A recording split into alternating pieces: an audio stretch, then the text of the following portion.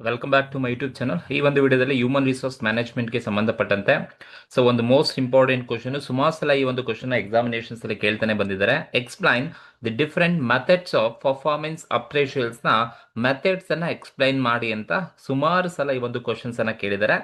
Human resource management second semester BCom ಗೆ ಬರತಕ್ಕಂಥದ್ದು. ಈ ಒಂದು ಕ್ವಶನ್ಸ್ಗೆ ಯಾವೆಲ್ಲ ಆನ್ಸರ್ಸ್ ಅನ್ನ ಬರೀಬೇಕಾಗುತ್ತೆ, ಪರ್ಫಾರ್ಮೆನ್ಸ್ ಅಪ್ರೇಷಲ್ ಅಂದ್ರೆ ಏನು ನೋಡ್ತಾ ಹೋಗೋಣ ಬನ್ನಿ. ನೋಡಿ, ಕ್ವಶನ್ ಯಾವ ತರ ಕೇಳ್ತಾರೆ ಅಂದ್ರೆ, ಈ ತರ ಕ್ವಶನ್ಸ್ ಇರುತ್ತೆ. Explain the different methods of performance appraisals ಅಂತ ಕೇಳ್ತಾರೆ. ನೋಡಿ, performance appraisal is the systematic process of evaluating an employee's job performance, skill, achievements, and overall contribution to the organization over a specific period of time. That means, performance appraisals ಅಂದ್ರೆ ಏನಿಲ್ಲ. It is one of the systematic process of evaluating of job performance ಹೇಗಿದೆ, ಅವರ ಒಂದು skills ಏನಿದೆ, ಅವರ ಒಂದು achievements ಏನಿದೆ, ಅಥವಾ ಅವರ ಒಂದು ಕಾಂಟ್ರಿಬ್ಯೂಷನ್ ಏನಿದೆ ಆರ್ಗನೈಸೇಷನ್ಗೆ over the period of time ಅಲ್ಲಿ. ಬಿಸ್ನೆಸ್ ಆರ್ಗನೈಸೇಷನ್ ಡೆವಲಪ್ಮೆಂಟ್ ಆಗಲಿಕ್ಕೆ ಅವ್ರ ಕಡೆಯಿಂದ ಏನೆಲ್ಲ ಕಾಂಟ್ರಿಬ್ಯೂಷನ್ಸ್ ಇದೆ ಎಲ್ಲದನ್ನು ಕೂಡ ವ್ಯವಸ್ಥಿತವಾಗಿ ಒಂದು ಪರಿಶೀಲನೆ ಮಾಡ್ತಕ್ಕಂಥ ಒಂದು ಪ್ರಕ್ರಿಯೆಯನ್ನ ನಾವು ಪರ್ಫಾರ್ಮೆನ್ಸ್ ಅಪ್ರೇಷಲ್ಸ್ ಅಂತ ಕರಿತೀವಿ. ಸೊ ಈ ಒಂದು ಪರ್ಫಾರ್ಮೆನ್ಸ್ ಅಪ್ರೇಷಲ್ಸ್ ಅಲ್ಲಿ ಇದರ ಟೂ ಮೆಥಡ್ಸ್ ಇರೋದು, ಎರಡೇ ಮೆಥಡ್. ಒಂದು traditional methods of performance appraisals, another one is modern methods of performance appraisals ಅಂತ ಕರಿತೀವಿ. ಒಂದು ಟ್ರೆಡಿಷನಲ್ ಮೆಥಡ್ಸ್, ಇನ್ನೊಂದು ಮಾಡರ್ನ್ ಮೆಥಡ್ಸ್ ಅಂತ ಕರಿತೀವಿ. ಅಂದ್ರೆ ಟ್ರೆಡಿಷನಲ್ ಮೆಥಡ್ಸ್ ಅಂತ ಹೇಳಿದ್ರೆ ಹಳೆ ಕಾಲದಿಂದನೂ ಕೂಡ ಅವು ಬಳಕೆಯಲ್ಲಿ ಇರ್ತಕ್ಕಂಥ ಕೆಲವೊಂದು ಮೆಥಡ್ಸ್. ಮಾಡರ್ನ್ ಮೆಥಡ್ಸ್ ಅಂತ ಹೇಳಿದ್ರೆ ಇತ್ತೀಚೆಗೆ ಇರ್ತಕ್ಕಂಥ ಮೆಥಡ್ಸ್ ಅಂತ ಕರಿತೀವಿ ಪರ್ಫಾರ್ಮೆನ್ಸ್ ಅಪ್ರೇಷಲ್ಸ್ ನ ಯೂಸ್ ಮಾಡೋದಕ್ಕೆ. ಅದರಲ್ಲಿ first one traditional methods of performance appraisals ಅಂತ ಹೇಳಿದ್ರೆ, ನೋಡಿ, ಫಸ್ಟ್ ಒನ್ ಟ್ರೆಡಿಷನಲ್ ಮೆಥಡ್ಸ್ ಅಂತ ಹೇಳಿದ್ರೆ ಫಸ್ಟ್ ಒನ್ ಏನ್ ಹೇಳತ್ತಪ್ಪ ಅಂದ್ರೆ ರ್ಯಾಂಕಿಂಗ್ ಮೆಥಡ್ ಅಂತ ಹೇಳ್ತೀವಿ. That is ranking method, graphing method ಅಂತ ಬರೆದ್ರೆ ಸಾಕು. ನೋಡಿ, ಇಲ್ಲಿ ರ್ಯಾಂಕಿಂಗ್ ಮೆಥಡ್ ಅಲ್ಲಿ ಹೇಗೆ ಪರ್ಫಾರ್ಮೆನ್ಸ್ ನ ಅಪ್ರೇಷಲ್ ಮಾಡ್ತಾರೆ ಅಂತ ಹೇಳಿದ್ರೆ, employees are ranked from best to worst based on their overall performance.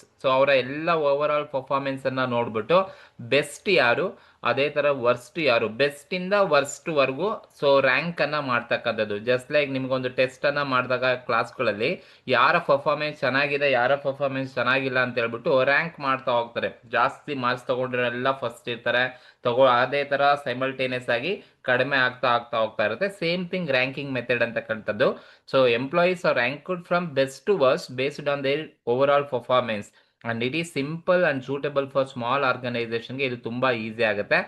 Example ಕೂಡ ಅಲ್ಲೇ ಹಾಕಿದೀನಿ ನೋಡಿ. Among 10 sales employees, the highest performer is ranked first and lowest performer is ranked 10. That is ranking method ಅಂತ ಹೇಳಿದ್ರೆ top to bottom ಏನಿರುತ್ತೆ, first ಇಂದ last ವರೆಗೂ rank wise performance ಅನ್ನ ಅಪ್ರೇಷಲ್ ಮಾಡ್ತಕ್ಕಂಥದ್ದು based on there contribution, based on there performance. That is what ranking method ಅಂತ ಕರಿತಾ ಹೋಗ್ತೀವಿ. 10 ಜನ ಸೇಲ್ಸ್ ಎಂಪ್ಲಾಯೀಸ್ ಇದ್ದಾರೆ, 10 ಜನ ಸೇಲ್ಸ್ ಅನ್ನ ಕಂಪ್ಲೀಟ್ ಮಾಡಿದ್ದಾರೆ. ಹೈಯೆಸ್ಟ್ ಟಾರ್ಗೆಟ್ ಅನ್ನ ರೀಚ್ ಮಾಡಿರ್ತಕ್ಕಂಥನು ರ್ಯಾಂಕ್ 1 ತಗೊಳ್ತಾನೆ, ಲೋಯೆಸ್ಟ್ ಇರ್ತಕ್ಕಂಥನ್ನ 10th ಅಲ್ಲಿ ತಗೊಳ್ತಾನೆ. ಈಗ 1 to 10 ಆರ್ಡರ್ ವೈಸ್ ರ್ಯಾಂಕ್ ಅನ್ನ ಮಾಡ್ಕೊಂಡು ಬಂದಿರ್ತಾರೆ, ಅದನ್ನ ರ್ಯಾಂಕಿಂಗ್ ಮೆಥಡ್ ಅಂತ ಕರಿತೀವಿ. ಸೆಕೆಂಡ್ ಒನ್ ಯಾವ ಮೆಥಡ್ ಅಪ್ಪ ಅಂತ ಹೇಳಿದ್ರೆ ಟ್ರೆಡಿಷನಲ್ ಮೆಥಡ್ ಅಲ್ಲಿ ಪೇರಿಡ್ ಕಂಪ್ಯಾರಿಸನ್ ಮೆಥಡ್ಸ್ ಅಂತ ಕರಿತೀವಿ. ನೋಡಿ, ಪೇರಿಡ್ ಕಂಪ್ಯಾರಿಸನ್ ಮೆಥಡ್ಸ್ ಅಂತ ಹೇಳಿದ್ರೆ each employees compared with every other employees. For example, A ಎಂಪ್ಲಾಯಿನ ಬಿ ಎಂಪ್ಲಾಯಿ ಜೊತೆ ಕಂಪೇರ್ ಮಾಡ್ತಕ್ಕಂಥದ್ದು, ಬಿ ಎಂಪ್ಲಾಯಿನ ಸಿ ಎಂಪ್ಲಾಯಿ ಜೊತೆ ಕಂಪೇರ್ ಮಾಡ್ತಕ್ಕಂಥದ್ದು. ಆ ಕಂಪೇರ್ ಮಾಡಿಕೊಂಡು the employees who perform better in each comparison gets an higher score. ಅಂದ್ರೆ ಎ ಮತ್ತೆ ಬಿ ಇಬ್ರಿಗೂ ಕಂಪೇರ್ ಮಾಡೋದು, ಯಾರು ಜಾಸ್ತಿ ತಗೊಂಡಿದ್ದಾನೆ ಈ ವಿಲ್ ಗೆಟ್, ಯಾರು ಜಾಸ್ತಿ ಪರ್ಫಾರ್ಮೆನ್ಸ್ ಅನ್ನ ಮಾಡಿದ್ದಾನೆ ಅವನ್ಗೆ ಬೆಟರ್ ಸ್ಕೋರ್ ಅನ್ನ ಪ್ರೊವೈಡ್ ಮಾಡ್ತಕ್ಕಂಥದ್ದು, ಅದನ್ನ ಪೇರಿಡ್ ಕಂಪ್ಯಾರಿಸನ್ಸ್ ಅಂತ ಕರಿತೀವಿ. Each employee is compared with every other employee, that the employees who perform better in each comparison gets a higher score ಅಂತ ಕರಿತೀವಿ. For an example, employee A is compared with B, C and D, separate ಆಗಿ compare ಮಾಡೋದು A to B, A to C, A to D, to identify the best performer, ಯಾರು best performance ಅನ್ನ ಮಾಡ್ತಾ ಇದ್ದಾರೆ ಅನ್ನೋದನ್ನ find out ಮಾಡಲಿಕ್ಕೆ ಸಾಧ್ಯ ಆಗುತ್ತೆ. ಅಂದ್ರೆ ಒಂದು ಟೀಮ್ ಅಲ್ಲಿ ಪ್ರತಿಯೊಬ್ಬ ಎಂಪ್ಲಾಯೀಸ್ ಅನ್ನ ಮತ್ತೊಬ್ಬ ಎಂಪ್ಲಾಯೀಸ್ ಜೊತೆ ಡೈರೆಕ್ಟ್ ಆಗಿ ಕಂಪೇರ್ ಅನ್ನ ಮಾಡ್ತಕ್ಕಂಥದ್ದು. ಯಾಕೆಂದ್ರೆ ಯಾರು ಪರ್ಫೆಕ್ಟ್, ಯಾರು ಬೆಸ್ಟ್ ಅಂತ ಹೇಳ್ಬಿಟ್ಟು ನಿರ್ಧಾರ ಮಾಡಬೇಕು ಅಂತ ಹೇಳಿದ್ರೆ ಪೇರಿಡ್ ಕಂಪ್ಯಾರಿಸನ್ ಮೆಥಡ್ಸ್ ಅನ್ನ ಯೂಸ್ ಮಾಡ್ತಕ್ಕಂಥದ್ದು. And third one grading methods ಅಂತ ಇದೆ. ಗ್ರೇಡಿಂಗ್ ಮೆಥಡ್ಸ್ ಅಂತ ಬಂದಾಗ employees are placed into performance categories such as an excellent, good, average, fair or poor, ಈ ತರ ಗ್ರೇಡ್ ಅನ್ನ ಮಾಡ್ತಕ್ಕಂಥದ್ದು ಗ್ರೇಡಿಂಗ್ ಮೆಥಡ್ಸ್ ಅಂತ ಕರಿತೀವಿ.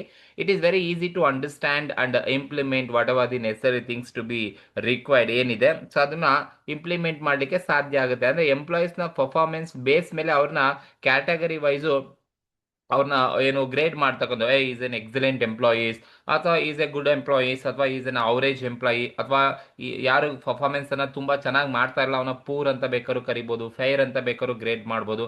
That is what grading methods ಅಂತ ಕರಿತೀವಿ. ಎನ್ ಎಂಪ್ಲಾಯಿ ಹೂ ಎಕ್ಸಾಂಪಲ್ ಅಲ್ಲಿ ಇರ್ತಕ್ಕಂಥದ್ದು an employee who consistently exceeds the target is graded as N excellent. ಯಾರು ಕೊಟ್ಟಿರೋ ಟಾರ್ಗೆಟ್ ಅನ್ನು ಕೊಟ್ಟಿರೋ ಸೇಲ್ಸ್ ಅನ್ನ ಟಾರ್ಗೆಟ್ ಪೀರಿಯಡ್ ಅಲ್ಲಿ ಕಂಪ್ಲೀಟ್ ಮಾಡ್ತಾನೆ ಎಕ್ಸಲೆಂಟ್ ಅಂತ ಕರಿತೀವಿ. ಯಾರು ಕಂಪ್ಲೀಟೇ ಮಾಡೋದಿಲ್ಲ ಅವನ ಪೂರ್ ಅಂತ ಬೇಕಾದ್ರೆ ಗ್ರೇಡ್ ಮಾಡ್ಬೋದು. That is also one of the traditional method of performance appraisals ಅಂತ ಕರಿತೀವಿ. And fourth one graphic rating scale method ಅಂತ ಇದೆ ನೋಡಿ. Employees are rated and different rights like quality of work, punctuality, communication, team work using a scale ಅಂತ ಕರಿತೀವಿ. Just like ranking method ಏನಿದೆ it is similar to ranking ಮೆಥಡ್ಗೆ similar ಆಗಿರ್ತಕ್ಕಂಥದ್ದು. ಅಂದ್ರೆ employees are rated in different rights ಮೇಲೆ rate ಮಾಡ್ತಕ್ಕಂಥದ್ದು, ಅವರ quality ಮೇಲೆ ಅವರ ರೇಟ್ ಮಾಡ್ತಕ್ಕಂಥದ್ದು, ಅವರ ಒಂದು ಪಂಕ್ಚುಯಾಲಿಟಿ ಮೇಲೆ ರೇಟಿಂಗ್ ಅನ್ನ ಕೊಡೋದು, ಅಥವಾ ಅವರ ಒಂದು ಟೀಮ್ ವರ್ಕ್ ಮೇಲೆ ರೇಟಿಂಗ್ ಅನ್ನ ಕೊಡೋದು, ಅವರ ಒಂದು ಕಮ್ಯುನಿಕೇಶನ್ ಮೇಲೆ ರೇಟಿಂಗ್ ಅನ್ನ ಕೊಡೋದು. ಫಾರ್ ಎಕ್ಸಾಂಪಲ್ 1 to 10 ಅನ್ನ ಕೊಡಿ ಅಥವಾ 1 to 5 ಸ್ಕೋರ್ ಅನ್ನ ಕೊಡಿ ಅಂತ ನಾವು ಹೇಳ್ತೀವಿ. ಅವರ ಒಂದು ಪಂಕ್ಚುಯಾಲಿಟಿ ಎಷ್ಟು ಕೊಡ್ತೀರಾ, ಅವನ ಸಿನ್ಸಿಯಾರಿಟಿಗೆ ಎಷ್ಟು ಕೊಡ್ತೀರಾ, ಸೊ ಅವರ ಒಂದು ಟೀಮ್ ವರ್ಕ್ಗೆ ಎಷ್ಟು ಕೊಡ್ತೀರಾ, ಅವರ ಒಂದು ಆನೆಸ್ಟಿಗೆ ಎಷ್ಟು ರೇಟ್ ಅನ್ನ ಕೊಡ್ತೀರಾ. That is what the scores are added to determine overall performance ಅನ್ನ ಇವ್ಯಾಲ್ಯುವೇಟ್ ಮಾಡಲಿಕ್ಕೆ. ಸೊ ಈ graphic rating scale method useful ಆಗುತ್ತೆ. For example a worker receive 5 to 5 for punctuality and 4 to 5 for team work.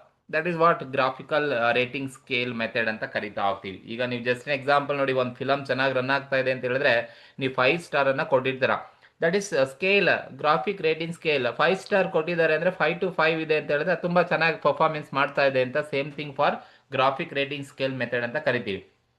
The next one ಇರ್ತಕ್ಕಂಥದ್ದು traditional method ಅಲ್ಲಿ check list method ಅಂತ ಕರಿತೀವಿ ನೋಡಿ. Check list method ಏನ್ ಹೇಳುತ್ತೆ ಅಂದ್ರೆ the evaluator marks yes or no against the list of employees characters or behaviour.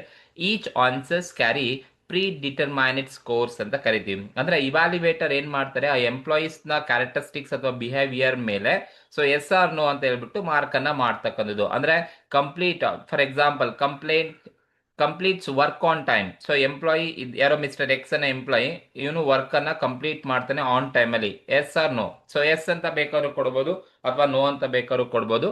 So it maintain discipline ಅನ್ನ maintain ಮಾಡಲಿಕ್ಕೆ ಅಥವಾ ಆ ಒಂದು ಎಂಪ್ಲಾಯಿನ ಪರ್ಫಾರ್ಮೆನ್ಸ್ ಅನ್ನ ಇವ್ಯಾಲ್ಯುಯೇಷನ್ಸ್ ಅನ್ನ ಮಾಡಲಿಕ್ಕೆ ಯೂಸ್ಫುಲ್ ಆಗುತ್ತೆ.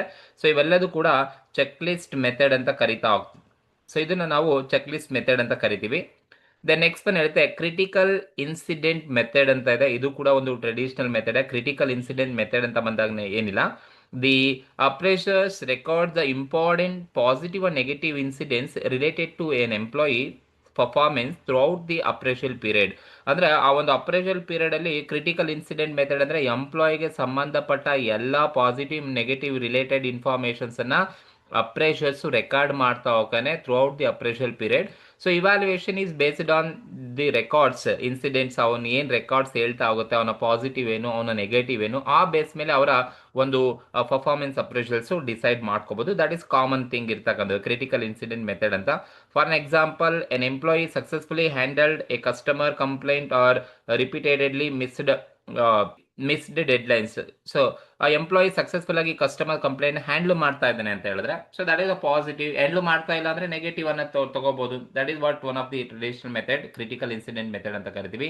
ಅಂಡ್ ಕಾನ್ಫಿಡೆನ್ಷಿಯಲ್ ರಿಪೋರ್ಟ್ ಮೆಥಡ್ ಇದೆ. So here commonly used in government organisations ಅಲ್ಲಿ ಕಾನ್ಫಿಡೆನ್ಷಿಯಲ್ ರಿಪೋರ್ಟ್ ಮೆಥಡ್ಸ್ ಅನ್ನ ಯೂಸ್ ಮಾಡ್ತಾರೆ. ಅಂದ್ರೆ the supervisor prepare confidential report on the employees performance, conduct for employees performance, conduct, discipline and ಆಟಿಟ್ಯೂಡ್ಗೆ use ಮಾಡ್ತಕ್ಕಂಥದ್ದು.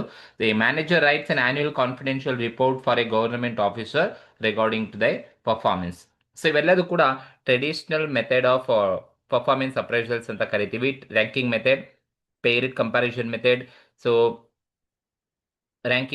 ranking method, paired comparison method, grading method, graphic rating scale method, checklist method, critical incident method, confidential report method. ಇವೆಲ್ಲ traditional method of performance appraisal.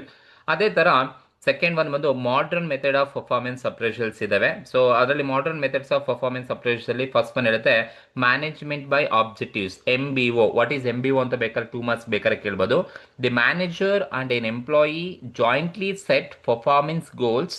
Performance is evaluated based on the achievement of these goals. ನೋಡಿ, management by objectives ಅಂತ ಹೇಳಿದ್ರೆ the manager ಮತ್ತೆ employee joint ಆಗಿ ಒಂದು organisational goal ಅನ್ನ set ಮಾಡ್ತಾರೆ. The performance is evaluated based on the achievement of these goals ನ ಹೇಗೆ ಅಚೀವ್ ಮಾಡಿರ್ತಾರೆ ಆ ಬೇಸ್ ಮೇಲೆ ಇವ್ಯಾಲ್ಯುಯೇಟ್ ಮಾಡ್ತಕ್ಕಂಥದ್ದು. For example, a sales executive is given a target of ₹20 lakh sales in 6 months. 20 lakh sales ಅನ್ನ 6 months ಅಲ್ಲಿ ಕೊಟ್ಟಿದ್ದಾರೆ ಅಂತ ಹೇಳಿದ್ರೆ that is a management objectives. If the performance is very well, then evaluation is also, appraisal is also very well. Then second one 360 feedback. 360 ಅಂದ್ರೆ ಒಬ್ಬ ಎಂಪ್ಲಾಯ್ಗೆ ಸಂಬಂಧಪಟ್ಟ ಎಲ್ಲಾ ತರದ ಇನ್ಫಾರ್ಮೇಶನ್ಸ್ ಅನ್ನ ಕಲೆಕ್ಟ್ ಮಾಡಿಕೊಂಡು ಇವ್ಯಾಲ್ಯುಯೇಟ್ ಅನ್ನ ಮಾಡ್ತಕ್ಕಂಥದ್ದು. That is what feedback is collected from superiors, pears, subordinates, customer, and the employee self-appraisal. It provides a comprehensive evaluation. 360 employees ಅಂದರೆ ಒಬ್ಬ ಎಂಪ್ಲಾಯ್ಗೆ ಸಂಬಂಧಪಟ್ಟ ಎಲ್ಲರಿಂದನೂ ಕೂಡ ಇನ್ಫಾರ್ಮೇಷನ್ನ ಕಲೆಕ್ಟ್ ಮಾಡಿಕೊಂಡು ಫೀಡ್ಬ್ಯಾಕ್ ಅನ್ನ ತಗೊಂಡು ಅಪ್ರೈಸಲ್ಸ್ನ ಮಾಡ್ತಕ್ಕಂಥದ್ದೇ 360 ಅಪ್ರೈಸಲ್ಸ್ ಅಂತ ಕರಿತಾ ಹೋಗ್ತೀವಿ. ಅಂದರೆ manager receive feedback from team members, customers, senior management or any other person relating to an ಎಂಪ್ಲಾಯ್ಗೆ ಸಂಬಂಧಪಟ್ಟ ಎಲ್ಲರಿಂದನೂ ಕೂಡ ಅವನು ಫೀಡ್ಬ್ಯಾಕ್ ಅನ್ನು ತಗೊಂಡು ಇವ್ಯಾಲ್ಯುಯೇಟ್ ಮಾಡದೆ 360 ಫೀಡ್ಬ್ಯಾಕ್ ಅಂತ ಕರಿತೀವಿ. ಇದು ಒಂದು modern method of performance ಅಪ್ರೇಷಲ್.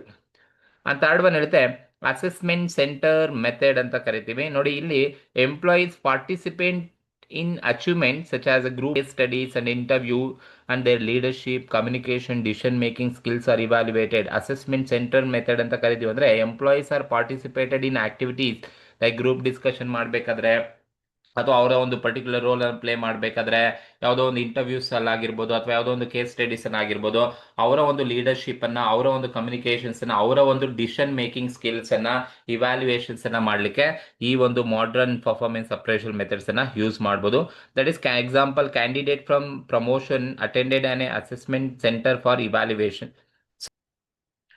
And fourth one ಬಂದು ಸೈಕಲಾಜಿಕಲ್ ಅಪ್ರೇಷಲ್ ಮೆಥಡ್ ಅಂತ ಇದೆ. ನೋಡಿ, psychological appraisal method in this nothing but psychologist assess the employees intelligence, personality, emotional stability, motivation, future potentials ಅನ್ನ ಇವ್ಯಾಲ್ಯುಯೇಷನ್ಸ್ ಅನ್ನ ಮಾಡ್ತಾಗ ಸೈಕಾಲಜಿಸ್ಟ್ ಎಂಪ್ಲಾಯೀಸ್ ನ assess ಮಾಡ್ತಾರೆ. ಅವರ ಇಂಟೆಲಿಜೆನ್ಸ್ ಏನಿದೆ, ಅವರ ಒಂದು ಪರ್ಸನಾಲಿಟಿ ಏನ್ ಹೇಳುತ್ತೆ, ಅವರ ಒಂದು ಎಮೋಷನಲ್ ಸ್ಟೆಬಿಲಿಟಿ ಹೇಗಿದೆ, ಮೋಟಿವೇಶನ್ ಸ್ಕಿಲ್ ಹೇಗಿದೆ ಅನ್ನೋದನ್ನ ಇವ್ಯಾಲ್ಯುಯೇಟ್ ಅನ್ನ ಮಾಡ್ಬಿಟ್ಟು ಅಪ್ರೇಷನ್ಸ್ ಅನ್ನ ಮಾಡ್ತಕ್ಕಂಥದ್ದು. It is mainly used for promotion and leadership positions ಗೆ ಯೂಸ್ ಮಾಡ್ತಕ್ಕಂಥದ್ದು.